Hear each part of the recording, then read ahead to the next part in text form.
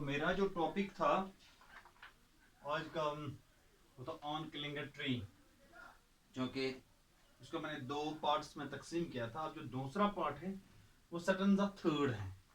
Satan the third जो कि इसमें कहते हैं no the root is to be pulled out of the anchoring earth. It is to be roped tight and pulled out, snapped out or pulled out entirely out from the earth cave, and the strength of the tree exposed, the source white and wet, the most sensitive hidden for years inside the earth, then the matter of scorching and choking in sun and air, browning, hardening, twisting, withering, and then it is done.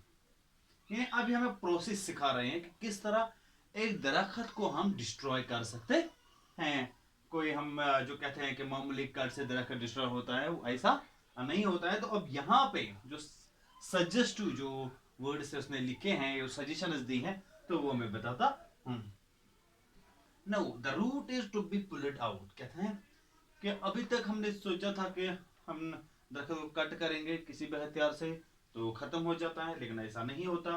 तो now you know destroying a tree is very long process. ये एक बहुत बड़ा process है। If you want to destroy it completely, अगर आप ये चाहते हैं कि हम पूरी तरह इसको डिस्ट्रॉय कर सके, करना चाहते हैं, you have to pull it out. आपको इसको निकालना है, आपको इसको निकालना। वो कैसे करेंगे? Pull it out from the roots. तो उन जड़ों से जो जड़ें फंसे होते हैं जमीन के अंदर, तो वहां से इसको निकाल के खींचना है बाहर।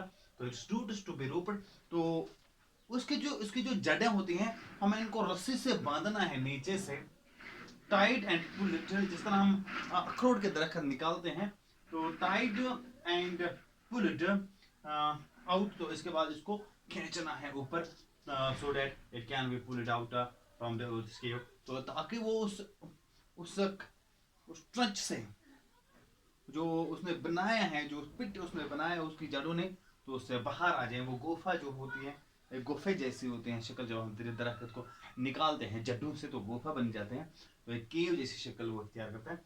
तो वहीं से इसको निकालते हैं, then it is strength should be expose. तो इस तरह उसकी जो मजबूती होती है एक दरख्त की, उसकी जो स्ट्रेंथ होती है, वो कमजोर हो जाती है।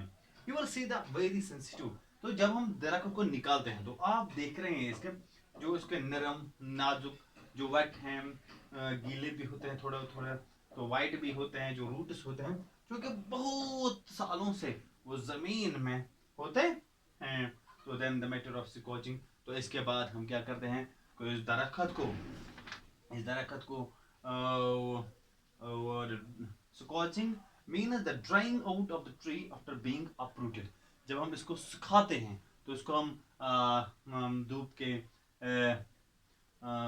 नीचे या धूप में रखते हैं, ताकि ये खुश्क हो जाता है, उसकी जो शाखें हो वो सूख जाती हैं। तो इस तरह एक दरख्त कंप्लीटली यानी विदर हो जाता है, जब वो पूरी तरह मुरझा जाता है। तो इस तरह ये जो प्रोसेस है दरख्त का, वो डिस्ट्रॉय होने का, वो कंप्लीट हो जाता है। तो इस तरह एक दरख्त डिस्ट्रॉय किया जा सकता है। तो इसमें हमने अभी देखा है कि इसमें अभी मैंने कहा है कि इसमें ये कोई राइम स्कीम नहीं है, ये फ्री वर्स पोएम है, इसमें कोई रिदम नहीं है। तो इसी तरह इसमें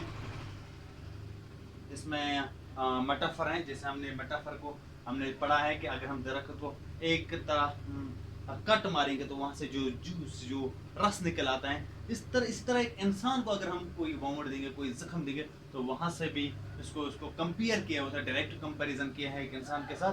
तो ये जो चीज़ें होती है, इसमें रेपिटेशन भी है, इसमें अलिट्रेशन भी है। तो जैसे अलिट्रेशन जो दो consonant, repetition of consonant sound जो होती हैं, तो इसको अलिट्रेशन कहते हैं।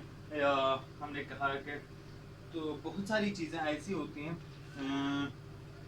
जो पोएम में मैं आपने पहले भी जो डिवाइस के बारे में पढ़ा है, इसी तरह यहाँ पे भी डिवाइस है, वो हम बाद में देख लेंगे। थैंक्स।